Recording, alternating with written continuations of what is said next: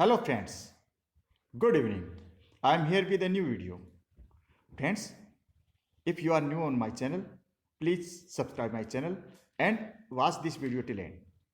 क्योंकि आप जो सवाल हैं वीडियो को देखे बिना ही सवाल करते जाते हैं, जबकि जो क्वेश्चंस के आंसर्स हैं वो उसी वीडियो में होते हैं। तो इस वीडियो में मैं महत्वपूर्ण जानकारी देने से पहले जो मेरे जो सब्सक्राइबर हैं यूट्यूब पे जिन्होंने क्वेश्चंस किए हैं उनके आंसर दूंगा। टेलीग्राम चैनल पे जो उनके क्वारीज आई हैं, क्वेश्चन पूछे गए हैं, उनके आंसर दूंगा। तो सबसे पहले मैं रिक्ता गुहा और राजीव जी का प्रश्न लेता हूं कि RIE के फॉर्म कब भरे जाएंगे। रिक्ता पूछती है, सर RIE 21-22 का एंट्रेंस एग्जाम के लिए रजिस्ट्रेशन कब है। तो मैं रिक्ता जी और राजीव जी आपको बता दूं कि आमतौर पे अप्रैल में ये फॉर्म निकलते हैं, अप्रैल में, और जून में इनके एग्ज़ाम होते हैं और जुलाई में एडमिशन हो जाती है। लेकिन कोविड की वजह से पिछली बार CEE कंडक्ट हुई ही नहीं है, ठीक है, कॉमन एंट्रेंस एग्ज़ाम वो कंडक्ट नहीं हुआ है। इस बार हो सकता है कि 15-20 दिन आगे पीछे हो जाए, लेकिन ये अप्रैल में ये फॉर्म निकलते हैं, ठीक है। आई थिंक आपकी क्वारी पूरी हो गई होगी। फिर प्रदीप सिंह पूछते हैं, सर 12वीं 12th के स्टूडेंट से उनकी तैयारी के लिए एक अलग से वीडियो बनाए। ये पूछ नहीं रहे, मेरे से कह रहे हैं।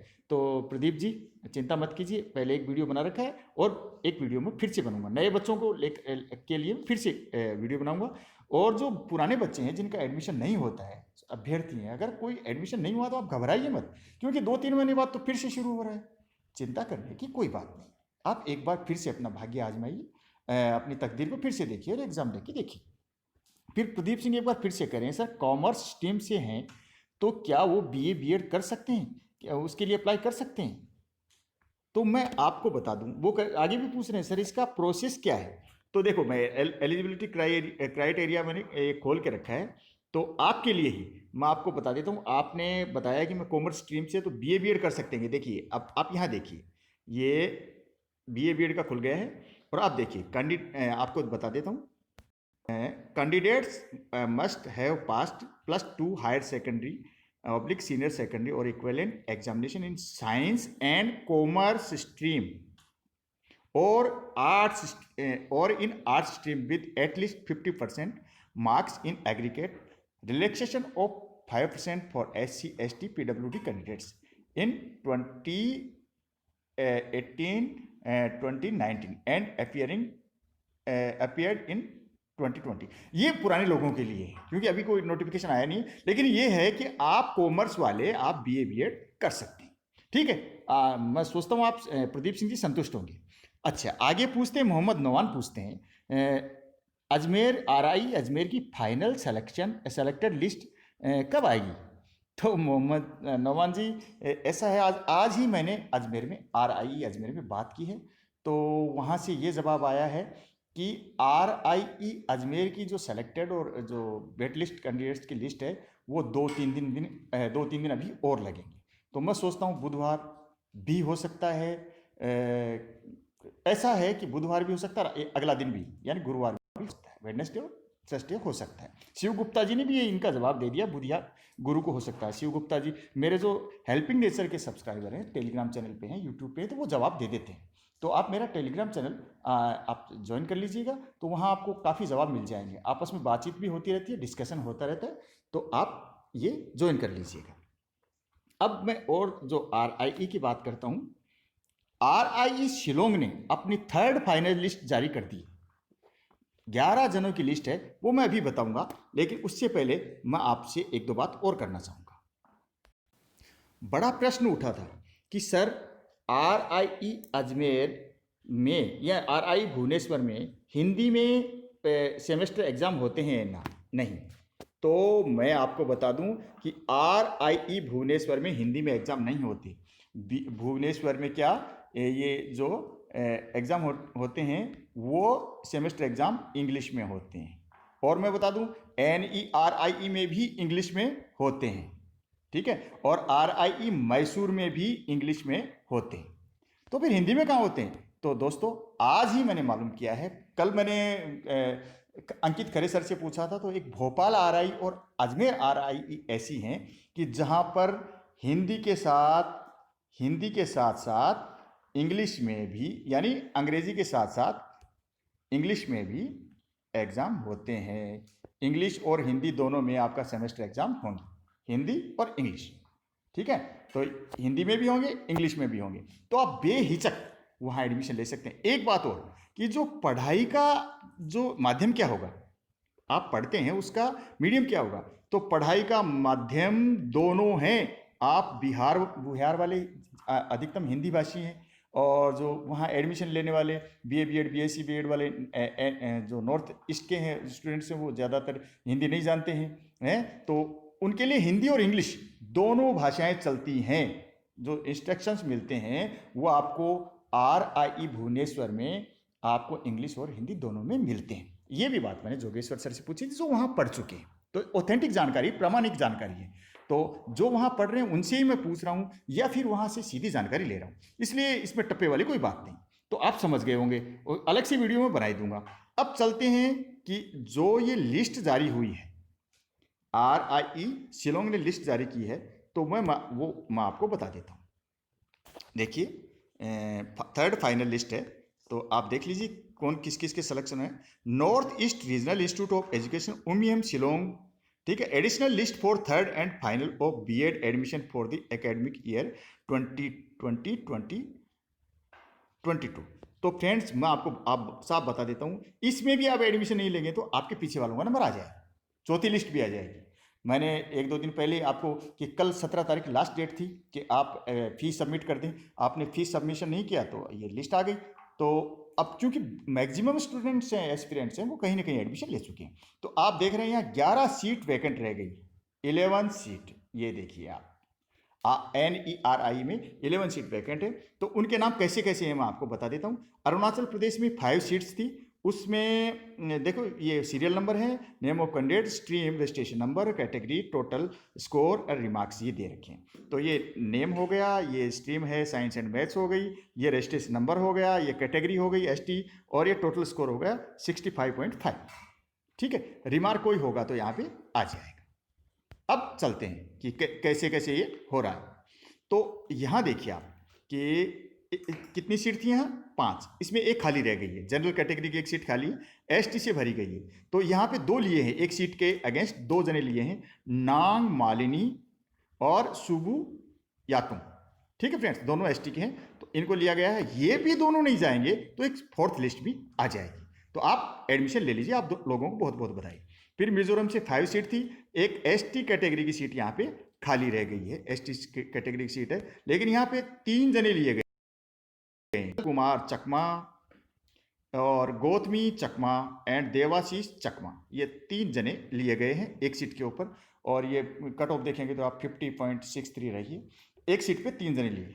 ओके फ्रेंड्स, आगे चलें तो ये सिक्किम की 5 सीट थी, इनमें से एक सीट खाली रह गई है SC की, लेकिन यहाँ सिर्फ श्रिया दास आई है, वो SC की श्रिया दास। क्यों कि वहाँ मिला ही नहीं, तो एडजस्ट, यहाँ देखिए आपको कुछ देखने को मिलेगा, adjusted against SC category seats as no SC candidate qualified from the state. Hence, oral topper from the waiting list of SC and maths group was given the seat earmarked for the Sikkim state.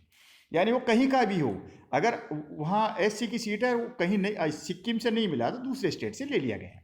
Okay friends, अब चलते हैं नागालैंड की 5 seat थी, वहाँ पे 2 seats vacant रही हैं general category की। तो यहाँ पे सिलेक्शन हुआ है रिंकू, यहाँ मैंने नाम नहीं लिया था, SC कैटेगरी से श्रिया दास का तो ले लिया था। रिंकू मेक हैं, लैंग्वेज एंड साइंस से हैं, और रोंगपांग मेनला और थास्तिला संगतम।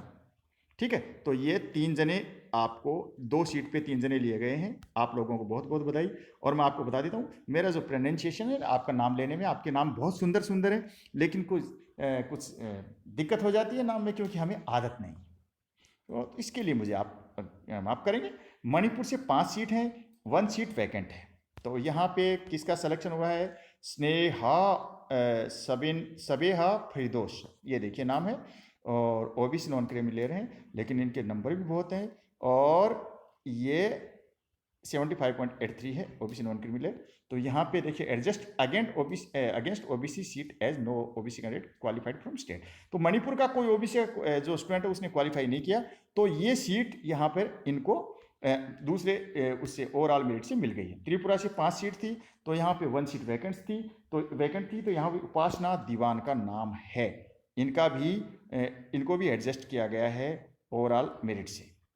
ओके, अब चलते हैं। आसाम में 15 सीट थी और ये 1 सीट वैकेंट जनरल कैटेगरी की, 1 के अगेंस्ट 4 आदमी लिए गए हैं। एक के मोहम्मद एहसानुल्लाह है, जिनती कलैता और मंजिल हजारिका और हिमाद्री कौंस। एक सीट के अगेंस्ट 4 जने लिए गए, 1 2 3 4 सीट है ओनली 1।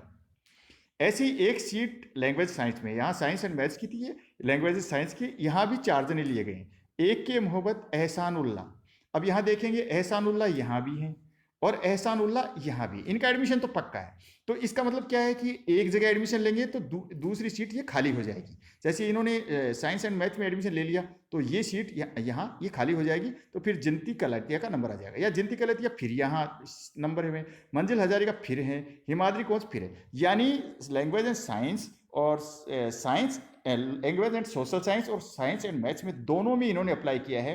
तो सीट हैं 2 और नाम है 4, तो यहाँ एडमिशन की संभावना 2 जनों का तो हो ही जाएगा, और कोई नहीं एडमिशन लिया तो सबका इनमें से दूसरे का एडमिशन हो जाएगा। ऐसी कैटेगरी की 1 सीट वैकेंट थी लैंग्वेज साइंस ग्रुप में, यहाँ 4 लिए हैं। मीनाक्षी मंडल है, रुचि राजकुमारी है, अनामिका दास है और अंजना सरकार है।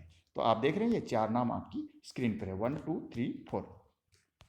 अब देखिए इकोनॉमिकली वीकर सेक्शन में तो साइंस एंड मैथ में 1 सीट वैकेंट है।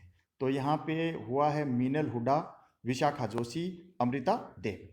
तो इनका एडमिशन यहाँ हुआ है, इनका जो वेटिंग लिस्ट में नाम आया है। तो 1 सीट के अगेंस्ट यहाँ 3 नाम। तो आपने देख लिए कि ये list exhausted from the science and maths group. ठीक है, तो अब देखिए यहाँ आपके लिए निर्देश हैं। Candidates are directed to send the documents to the institute from 18th to 21st January 2020 for verification. आपको अपने डॉक्यूमेंट्स हैं वो 18 जनवरी यानी आज से लेकर 21 जनवरी 2020 तक वेरिफिकेशन के लिए भेज देने।